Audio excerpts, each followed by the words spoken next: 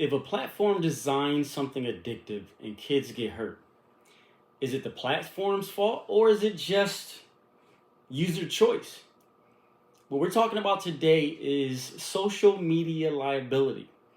And will these platforms, these big tech companies like Meta, Google, YouTube, including Instagram, Facebook, will the algorithms that they push out, will the impact that social media has on our children, will that lead to liability? Will that lead to $1 billion in payout? Not just a billion, billions of dollars in payout. I mean, the core legal question is, what is social media liability? Traditionally, platforms are looked at as neutral publishers, right? We provide a space. You can go on YouTube and post whatever you want. You can go on Instagram, post whatever you want. And yes, everybody, not everybody, but if you're viewing this, that means that you're on social media to some degree. You've engaged in this. You may not have published anything yourself, or you may have just put out some tweets, just a couple of lines of a thought that you're having. You may have put out some pictures, whether it's on vacation or your family. We just had, a holiday. You may have put something out because you want people that you don't have contact with on a regular basis to be a part of your experience. There's a lot of different reasons why people use social media. And it's hard to say that for anybody, a Monday morning quarterback, to come in and say, these kind of platforms, social media is set up in a way that's going to be addictive, and we should hold the tech companies who provide this platform or this space accountable or liable and make them pay, a settlement or make them pay out because harm has come to some of its users. But there's a line that I think we have to pay attention to in a legal space. And that line is, once you start to curate the content, once you start to essentially push out certain things and line the content up, you're no longer just providing a space. You're manipulating the algorithm. And I think that is what could get some of these tech companies in trouble. I'll tell you now, we're involved in this litigation with school districts against these platforms. But in this segment, or this episode, I'm going to try to be as objective as possible and just flush out what's happening with these cases so everybody can understand and make their own decision up. Because a lot of times, what we face is this is a new area, not just in law, but in life. Social media is constantly evolving.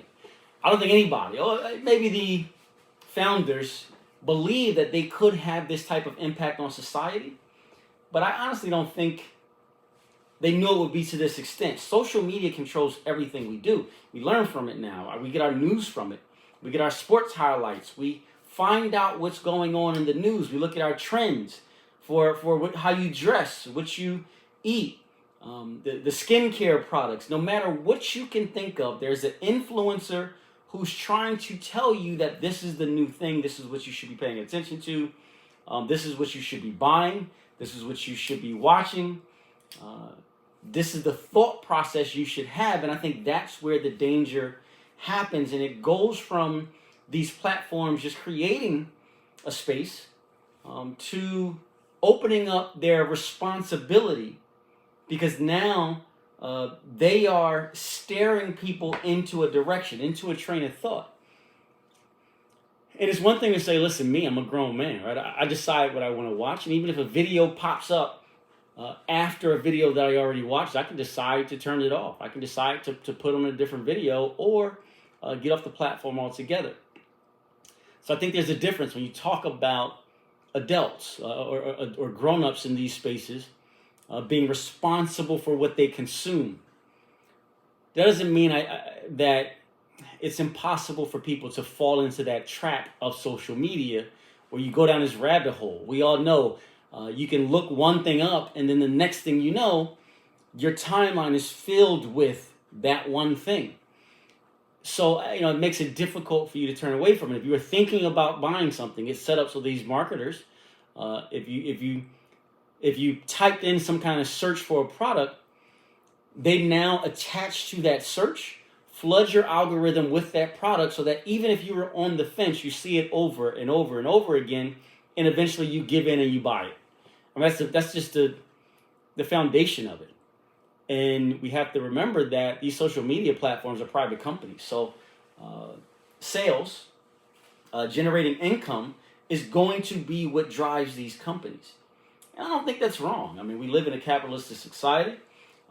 If you establish these companies and corporations, especially of that magnitude, you generally have a board that you have to report to, and that you are responsible for maximizing their profits.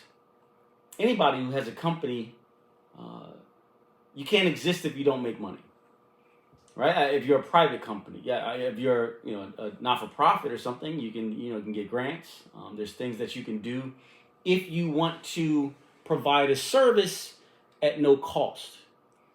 But we're talking about these companies that hire employees. They put a lot of money and time into product development, bringing engineers in, coders in, people to make sure, bringing in equipment to make sure that when you log on to Facebook, it doesn't, shut down, right? That it doesn't get overloaded when there's a lot of traffic on there. So there's a cost to doing business. And I think we all have to understand that. I think it would be unfair not to. If we say that these social media companies should operate as if they are not for profit, I don't think that's fair. So part of it, we have to recognize that these for-profit companies are going to try to maximize that. And there's a way that they can get their advertisers to pay them more money because they're telling their advertisers, look, we're going to have your consumers locked in. Not only are they going to be locked in, but we have the ability to manipulate what they see so that if it's a possible consumer directly for your product, this is different than saying, oh, you can put up a billboard and advertise to people who don't care about your product at all. So there's a loss leader right there where most of the people seeing your billboard, they're not going to be able to or not going to be interested in purchasing whatever it is you're selling. But social media is different. If you're a social media company, you're talking to the advertiser, you're telling them, we can tap into your exact demographic. And not only that, we can wait for them to seek out your specific product and then flood them with it. So that it makes it more likely that they're going to purchase your product. Your return on your investment goes up because your advertisement is very targeted. It's phenomenal what they can do with that. Phenomenal. I've been involved in cases in the tech industry, and you talk about the way that they can target someone, a consumer. It's unbelievable. To the point that nowadays, and we've all, this has happened to many of us where you don't even have to type it in. You don't even have to do a search on your phone. You can talk about it with your friend. And then the next thing you know, you're talking to your friend at a store or out at a bar and at their house. And then the next thing you know, exactly what you talked about is popping up on your timeline. We all know that's not by accident. We know that that's by the social media company manipulating the software that they have. Yeah, Siri, all those people, they're listening, right? There's dispute and can be dispute about if they're recording, but they're monitoring for sure the space to record what everybody is saying and the purpose for it. I don't know if that's there. I don't know if that's a realistic thought. There's a lot of conspiracy theorists who say, I never talk around my phone, or I never, I cover up my camera on my phone because I know they're watching. I don't think that's realistic. It's just impossible to house that much data. So I don't know if they're recording it, but monitoring it for sure. We have to believe that our phone is trained to pick up on keywords. And when they hear those keywords and those keywords are typed, they're going to steer you into a direction. So because social media, these companies have the ability to do that, and they are influencing what you see, and it's not just providing a space. Now, are they active participants? That's where the law comes in, and you say, if you are an active participant in what someone is encountering or taking in, and you've been made aware that the information that they're taking in can not only be addictive, but can be dangerous to their mental health, to their ability to socialize, to their ability to learn, to their ability to process, and you make a decision as a company that you're going to put this out on the platform and use it that way anyway, should you then be held responsible? There's been cases, already. There's many cases in suit. There's been a trial, 2 trials already involving social media. The one trial regarding an individual, there was a verdict against the social media companies for a total of $6 million. It was $3 million for compensatory damages and $3 million for punitive damages, just so we understand the difference there. Compensatory damages, those are for things like out-of-pocket expenses if the person who was involved in that case, had medical bills or psychiatric treatment or psychological treatment, anything mental health related that cost that person out of pocket, doctor's bills, if they missed work, if they had some other expenses associated to the impact from that social media, that counts as compensatory damages, and the jury rewarded $3 million for that. There's also punitive damages. Punitive damages is meant to punish. Punitive is meant to punish.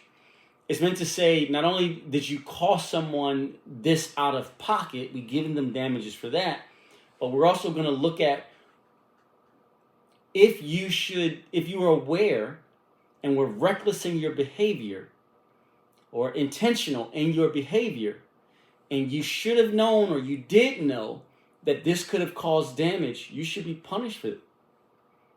And not only should you be punished for that, but punished in a way that is going to impact you to hopefully prevent you from doing it again. One of the instructions that a judge gives when you're talking about punitive damages is they talk about punishing or a damage award that punishes the company and essentially hurts their bottom line or makes them feel the impact of their behavior so they don't repeat that behavior.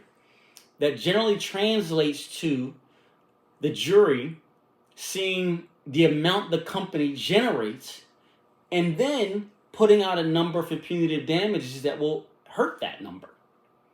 Because if you're not going to, if a company is making billions of dollars and you do a punitive damages award of $3 million, which happened here, it's really not going to impact the company. It's not going to make them turn away from doing something again.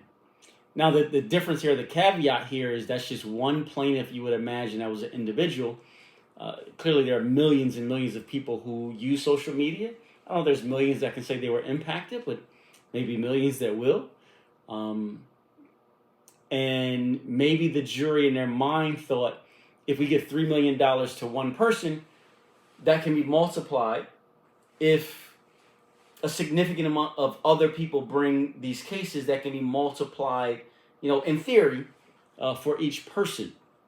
So they wanted to kind of set the tone as to what each person should be entitled to, and believe that maybe that large group of potential plaintiffs would then, if they all got a punitive damages award in the range of $3 million, then that would in fact impact the bottom line of these companies like Meta.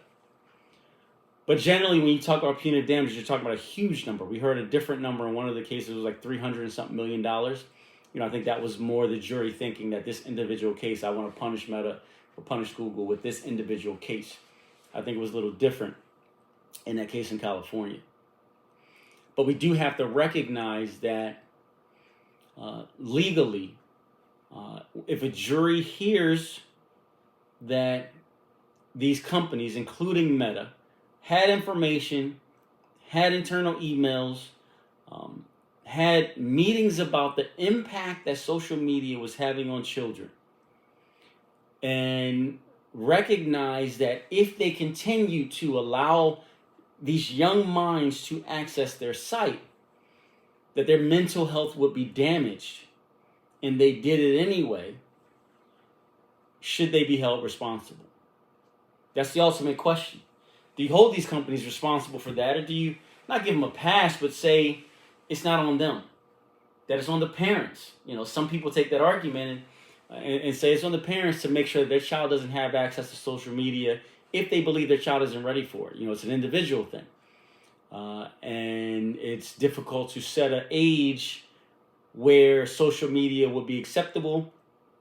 It's difficult to set an age as to what platform would be acceptable for an individual person, how long they should be on that platform. These are arguments that these social media companies are going to make, saying it's not on us. We provided a space. Yes, we may have known that, that they would be fed this constant information that it may impact them, but we believe that only people that were ready for it would be on our platform, and that, the parents would stop any children who weren't from listening in or from watching or for taking part in these social media platforms. That's going to be the argument of these companies. It didn't work in these first two cases that we're talking about. We'll see if they adjust their arguments moving forward. But the jury ultimately found, after they saw those internal documents and after they recognized that these corporations were aware and consciously decided to put this content out anyway, and allow things like the constant streaming, where you watch one video and you can put your phone down and it just keeps going from one to another. So it kind of just keeps you locked in. The jury said that they were doing that intentionally and they should be held responsible for it. We know that generally, and we're talking about the law, politics plays into that as well, because generally our politicians are set up to monitor things that are happening to the general public and to make it safe. That's where laws come from. So there is this gap where something is developed and it's generally given a bit to flush itself out. Anytime there's change, it's going to take a while for the Congress, for our politicians, for our elected officials to get up to speed with what's happening. Not only get up to speed with what's happening, but figure out, what can I do to prevent the downside of that, but allow the upside? That's also a part of our culture, the structure of our government. It is a capitalist society. We're built for innovation. I lived in Finland for a while. That's a socialist country, right, where everything is shared. Everyone has what they need. But you don't see the motivation to develop. You don't see the motivation to be innovative, because if I work hard, create something, develop something, there's going to be a cap on the benefit. Not everybody has those motivations. Not everybody is in it for money. I think that's a good thing. I also don't think it's a bad thing that people are motivated by money. It shouldn't take precedent over anything else. And part of that is what we're talking about here, where these social media companies shouldn't say, how do we maximize our advertisement on this app at the cost of our young minds, the young minds around us, our children, that are going to be paying attention to this and led astray. I don't think that money should be your number one priority, but how can you knock someone for working hard and expecting to be compensated for it? I think that's fair. And that's also how our society is set up. So we can't set up a capitalist society and then punish someone for making money. I just don't think that really is fair. That's just the way our country has developed. I think there is benefit to that. If you look at a country like Sweden or Finland, which I love. I loved my time in Finland. You talk about that whole Norwegian section, Denmark, Sweden, Finland, that area. There are some phenomenal people, some things that work very, very well, as far as crime, things like that. Everybody has what they need, so you don't see a lot of crime. In fact, when I was in Finland, there hadn't been a murder in Finland in, I think it was 5 years. That's phenomenal. That's something that she would love to see in any nation. Safety is obviously key and a priority. What you didn't see, though, is a lot of innovation. You don't see a lot of development coming out of Finland. And I'm not picking on them. I'm just using them because I know the country, since I did live there. You just don't see that because of, the lack of benefit. But that's not how America is set up. It's set up differently. It's set up so that we can incentivize people to create, incentivize people to develop, and use their minds to look past what's happening right now and create something that will make our lives better. I think that's necessary. Imagine if we just rested on what we have now. Time will go on, things will move and we will be left behind. So that's definitely important. But there's going to be a cost to that, because as you're developing, especially when something catches on like social media and just takes off, and we're talking about in a matter of years, it was nobody knew what it was, to now it's how we all, not all, but how most of us communicate with each other. You can now go a long time without seeing family members, friends, or anything, but still be up to date on their lives. You can keep track with people that you went to college with or high school with or moved away from, that before you never would have seen again. But now you can communicate with them on a daily basis. You see pictures of their families growing up. You see experiences that they're having. And I think it's a great thing. But it took off really quickly, and for a reason, because it does allow that. It took off quickly, and I don't think it was possible for our elected officials to keep up. It's just, they had to let it flush out. They had to let the impact of it be clear. You didn't want to kind of temper it and stop development, and put laws in place that didn't allow it to grow and for those benefits to flourish. But while you're doing that, there's going to be a negative aspect of anything new, because there's nothing that's all good or all bad that our politicians have failed to regulate. And I don't think it's because of lack of effort or willingness to do it. I think it's just because it's so new, and you don't want to over-regulate. You don't want to shut down social media because you see the benefit. So I don't think our politicians have caught up to the point that they can keep us safe from social media. So what do you do about that? From a legal perspective, we file lawsuits. Generally, that's what lawyers do. And I know a lot of people say, oh, see, lawyers, lawsuits, it's frivolous, it's nonsense. But it's an important part of our setup, our legal, the ability for us to bring a lawsuit and say, we think that this product is harming us. We want to flush it out. Experts come in, they look at information, they do testing, they come in and testify in front of a jury. It's flushed out. This isn't kind of willy-nilly. They ask somebody, like, to take a poll on the street, hey, do you think social media is bad? No, the juries in this case, they get a lot of evidence. They'll see a lot of information. They hear from doctors, from psychiatrists, from engineers, people who've developed these platforms and said, either this is the benefit of it or the downside to it. We knew this was what would happen with it, and we figured it was a calculated risk because of the positive things it would bring. Or here's where we held back, where we couldn't, where we knew that it would be so dangerous that we didn't include this. These juries hear all of that. And I think that's an important part of the process of development, because then in our legal system, after you put forth that evidence, you have a jury, and the jury is going to be people in our community. Not lawyers, not doctors, not judges. Maybe some may be on the panel, but it's going to be just people in our community of all walks of life. That's the beauty of our system. I love our jury system. We bring in random people who have experience in all different things, and they all listen to the same information, process it differently, and have to collectively decide what's right or wrong. And I think that plays an important part in the development of new things in our society. It's happened before. We talk about the tobacco litigation, where there were people who said, listen, I didn't know that these cigarettes were so addictive, that this nicotine was so not only addictive but dangerous to my health. I got cancer.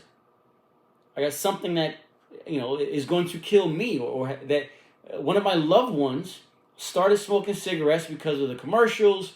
They became addicted. There was no warnings about how dangerous they were, and they got sick and died. And I believe there's a law that the cigarette companies should be held responsible. That was the tobacco litigation. And that litigation produced a large payout amount because it was determined that those tobacco companies knew how dangerous their product was, how addictive it was, and decided to put it out anyway. And not just put it out anyway, but without warning anyone of how dangerous or addictive it was. And it was our jury system, our legal system, our jurors that came in and said, they heard that information and said, no, that shouldn't happen. There should have been some kind of fail-safe, or even though you're a private company, yes, you're entitled to make money, but not at the expense of people's health. Once you saw those reports about how dangerous it was, about how addictive it was, you should have took measures to make your product safe, or at a minimum, to warn people about the dangerousness of your product. And because of those lawsuits, not only was there a settlement with the big payout, but now you see those warnings on every cigarette box. That's because of those lawsuits. And that has been duplicated. That with tobacco, that's the biggest one, I believe, if we're talking about to date. Maybe the opioid cases, but it's important. And it's happened before then and after then in the legal space, where people started to sue because these products were out on the market. Congress had not regulated, but there was danger and there was harm happening to the users of those products. So I do know that the law plays a strong part in us sharpening what's available to us as American citizens, as people operating in this society. So I'm not surprised that the legal system is outpacing the legislative system, because they're not ready to regulate that yet. But legally, we are ready to put forward information to juries and say, here's what these companies knew, and here's what they decided to do with that information. Now, members of the jury, you tell us, was it right for them to do that? Did it make sense for them to do that? Was it fair for them to do that to the consumers of their product? Now, you may be asking, well, what could be done? What should have or what could have been done different in these social media cases? We talk about fail-safes that are easy to implement, and in fact, some of these companies claim to have, like age restrictions. Trust me, if they want to prevent or have some kind of mechanism to make sure that the people using their product are of a certain age, they can certainly do that. In fact, they told us they were. They said, we've set it up so that if you're under 13, you can't do this on the platform, or if you're under 16, you can't do this. But there was no regulation for it. There was no verification set up. There were no rules behind it. And when you match that with the feasibility, how easy was it for them to ensure, or at least to get some kind of verification that the user who's seeing this content, specific content on their platform, was of age? It would have been easy to do. So that's something that you may see happening as a result of these litigations, these cases. You may see some kind of verification that's needed from a parent or guardian if you are under a certain age in trying to access the platform. Does that mean there's going to be less users on the platform? Yes. Does that equal less profits generally for these companies? Yes. But how much is too much? How much is enough? If these companies that are making trillions of dollars, literally, lose, $100 billion because the users that are 13 and under now go from, they lose 70% of those users, but those children are now free to develop, and their development isn't tampered or hindered because of social media. Is that trade-off worth it? There's some companies that say no. Listen, I'm for profit. I don't want to lose out on $100 billion, even if I have $1 trillion. I shouldn't have to. And no matter what I hear, if I hear my product is addictive, if I hear my product damages the minds of these young children, that's not my responsibility. I put out a product, they decide how to use it. You hear that from the gun industry all the time. Listen, we put out guns. Guns don't kill people, people kill people, right? You hear that a lot. And they say we put a product out, but we're not shooting anyone, but we're expecting that anyone who has access to our products are doing that legally, right? That they've got whatever license they need to carry a firearm. They took whatever training they need to shoot a firearm, and that our product is going to be in the right hands. There's a use for our product, hunting, whatever they want to claim, even sport, right? There's nothing illegal about owning a gun for sport. To just go to the range, if you just like shooting a gun, that's not illegal. So these companies have a right to make guns. They have a right to make profit off of guns. And that's the argument that they use. We put out a product, and what you do with that product is on you. So far, I'll tell you, that's worked for the gun industry. I don't think they've been ever maybe held accountable for putting out a product that causes so much harm and destruction. But Congress has determined that there should be some kind of protection against liability for them. Congress hasn't determined that yet for social media companies, so we're in that gray area where a jury may determine that there should be responsibility for these companies. And a jury can determine that's not good enough for us, that you're saying, we just put stuff out, and whoever puts videos on there, whoever puts pictures on there, they're free to do so. And if you want to search a certain topic and you see that topic, that's on you. You can stop searching, you can stop looking, you can turn it off. I know there's going to be people listening to that, like, listen, that makes sense to me. All right, nobody's forcing anyone to be on social media, and I in part agree with that. But going back to the tobacco litigation case, if there's an understanding that it's addictive, especially to young minds, should there be a consequence? Is that a little different? Now, what could the damages to that? Let's talk about that. What you said, it's harmful, it's addictive to our young minds. What does that mean? Well, for that, we can look at, and this is something that we're heavily involved in, the litigation as far as representing school districts against these platforms. I can break down for you how school districts are impacted. You now have children who, all day, every day, are addicted to being on their phones. That's just a fact. That's not just children, it's adults, but we're gonna limit this conversation to children. We're talking about the cases of the school districts against Meta or Google or these platforms. So you have them, they're addicted to their phones. They come in to distract it from learning. They are taking their social cues and everything else from their phone, from these devices. They're not interacting face-to-face as much. They're not developing these social skills that are important to operate throughout life. It's making the job of these school districts harder, because now they have to figure out a way to teach these kids through, or around, is probably a better term, around social media. You have to figure out now ways to reach them in the midst of all of this chaos and distraction. You have to find a way to keep them engaged. You have to find a way to kind of force them to socialize, to interact. You have to find a way to keep their attention, because now their attention span is impacted because they're seeing these quick segments and videos and processing those and moving on to the next. And now they can't sit in a class for 40 minutes and get a lecture from a teacher and learn the full scope of information. They're used to just seeing these short clips with flashing words and not really having to be locked in or dialed in to one thing specifically for a long period of time. It's causing these school districts now, they have to hire more counselors. They have to find innovative ways to reach these kids. That costs money. They have to do additional development and training on their end to find a workaround.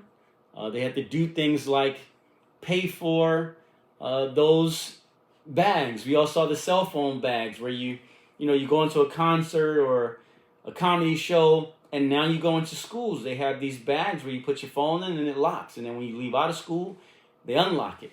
You have to pay for that cost. They have to pay for somebody to run that.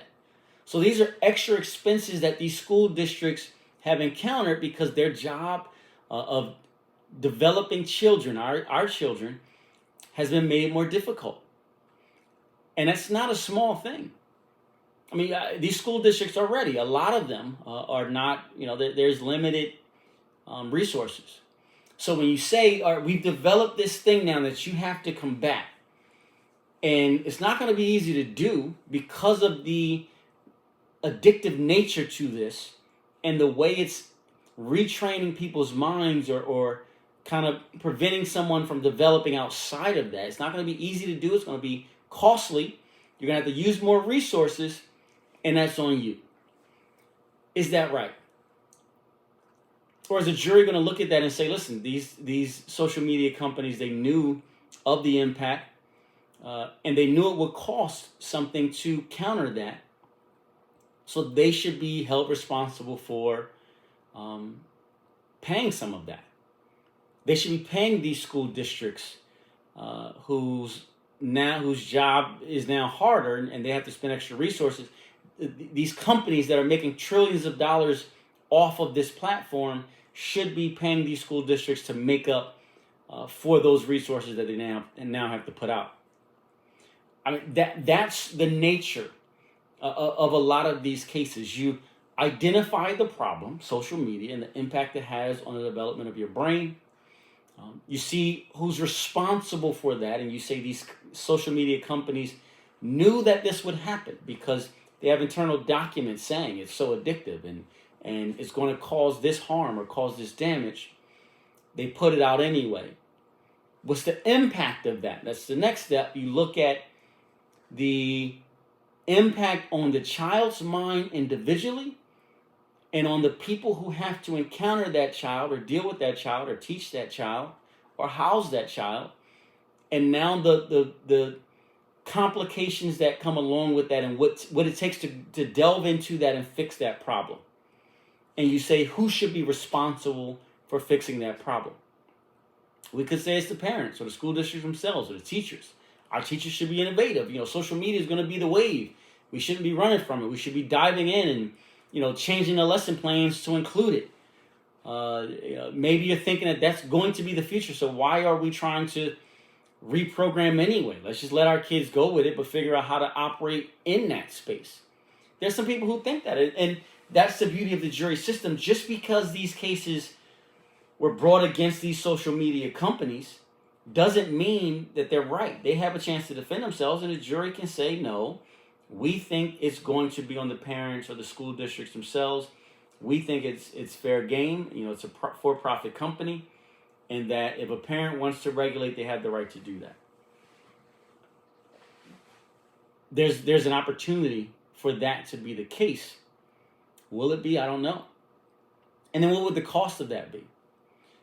We can look back at the case that already has been decided where it was an individual who got $6 million. And if you multiply that out, the school districts, we're talking about the New York City Public School District, it's like 850,000 kids in that school district. So if you magnify that or multiply that by $3 million, we're talking about billions of dollars. Los Angeles County School District, 450,000 kids. Philadelphia County School District, over 200,000 kids.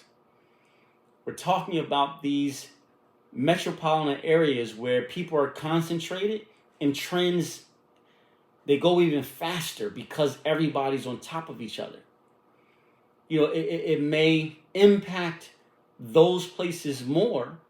So do you look at those differently than, say, the middle of the country where it's a little spread out? It may not pick up. The trends may be You may be able to hold off them trends because it's not so many people around you, and you're around other people more. You congregate, in a different way. So you're able to manage the amount of intake for those kids. Are those cases looked at differently? Those are all things, because this is a new area, that are going to be flushed out. But I can tell you this, these cases they're here. They're coming. These trials are coming, and it's going to be worth a lot of money for sure. So we're past the part where you have to say, are these companies big enough to put their feet to the fire? Their feet are going to be to the fire. Are these algorithms that they're using, is it neglect? Is that fostering of someone's mind when you're pushing something? Is that wrong? Or is it just an organizing tool? These companies are going to say, listen, our algorithms, we're not pushing anybody to buy a product. We're just organizing. So when you put something in your search box, we just lump everything together for organization. Not that we're pushing it on you, but that's just the way it's set up. It's easier to organize. And if you're doing a search, we want to make it easier for you. Will that defense work? Those are things that we have to talk about with the design of these platforms. The other thing that we can talk about, and I think is an important issue in this, is the First Amendment. A lot of these platforms are going to say, listen, this is free speech. We can say anything. We can show anything. If there's no illegal activity in the videos that we're showing, even if they say the same thing over and over again, we have the freedom to do that. We have the right to do that. Free speech. You can't curtail that. You can't tell us we can't talk to, put a video up about certain content. But then the argument becomes, is content moderation, is that protected speech? If you are deciding what someone will or will not hear, is that truly freedom of speech? Or now, because you are moderating that, does it take it outside of that element? So there's going to be arguments on both sides of this.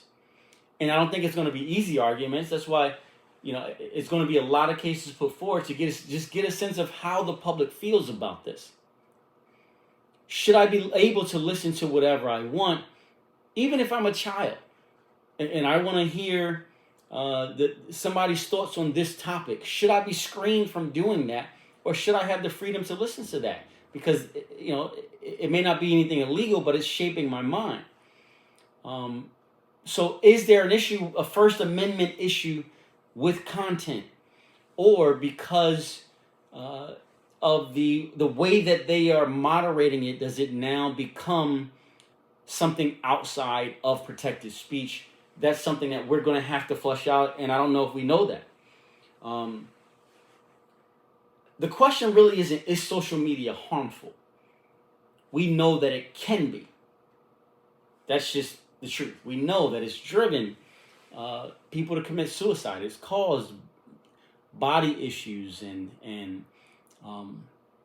people to look at themselves a certain way because all you see are these pictures of with filters and people made to look different who they are. So now you have people who don't feel comfortable showing who they really are and maybe depressed if they then have to go outside and present to someone who says, well, you don't look like you do on Instagram or Facebook. So just, we know that social media can be and is harmful to a lot of people. But we also know that it's very beneficial to a lot of people as well. So we will, in a legal system, be able to flush that out and say what outweighs what. And if there's ways that you can narrow the scope. And just think about it with that tobacco case. That was a huge case. Restrictions came out of it. Warnings came on it, but they didn't stop selling cigarettes. They weren't forced to stop selling cigarettes. They were just forced to put warnings on their product so that you could then make a conscious decision. So that it was clear that you knew that this product was dangerous and addictive. And if you chose to do it after understanding that, Now it's on you. See, once the warnings came out, you can't sue a cigarette company anymore for their product being defective because they told you it was, or their product being dangerous because they told you it was. That's where freedom comes in. How will that translate to social media? Will they then, if they regulate what minors can see or how long minors can be online, or put some restriction or proof requirement for the age of someone using their platform, if they do that, if they put warnings on a platform every time you log on, and it says if you're on for more than an hour, it may impact how you intake information. If that warning pops up every time you open an app with social media, is that good enough? Does that then take these companies out of the realm where they're responsible for what happens to you because now they've told you about it and it's up to you to decide? And will that standard be different for adults and children? I don't know if you can trust children to make that decision on themselves. That's why they stopped selling cigarettes to minors. That's why they don't sell alcohol to minors. Because it's difficult to trust them to make certain decisions on their own. Their mind is still developing. They're going to be easily influenced. They're going to be trapped in these cycles if an addictive thing is put in front of them. That's just by nature going to happen. So how will that flush out? We're going to find out soon because these cases are happening. Like I said, we're actively involved in cases. There's trials already happening. There's verdicts already coming out. We're going to be talking about significant amounts of money, but it's an important topic because this is something that's going to control how we operate in our society moving forward. There is no life without social media. There is no life without social media. Nothing foreseeable where you can say they're going to shut it down and we're going to go back to sending letters or emails or something like that. That's just not going to happen. We know social media is going to be here, but we also know that there's things that can be done to make it safer, especially for our children, and that we still have to flush out the role that the companies who provide these platforms will play and what responsibility they will have to its users, specifically children. So I'm interested to see how this develops. I'm certain that we will be talking about this topic again because not only is it a hot topic now, but like I said, it's going to be here. But as these cases come up, as we're dealing with this, I'm going to come back and share some information with you about what we're seeing. Because I think it's important enough because it's happening right now and it's impacting us, our children, and the people around us. So I want us all to be informed. Let me know any questions you have on this topic, any thoughts you have on this topic. It's early in the process, and anything that you're thinking is important. It's important to share those things so that we can get a sense of even how this should be regulated and how we can make this safer and better for all the content users. So I appreciate you using social media right now. That's what you're seeing or listening to me on. But as we flush this out, I'll stay in contact. We'll figure out what's going on. But I thank you for tuning in. Trial and error, Dante Mills.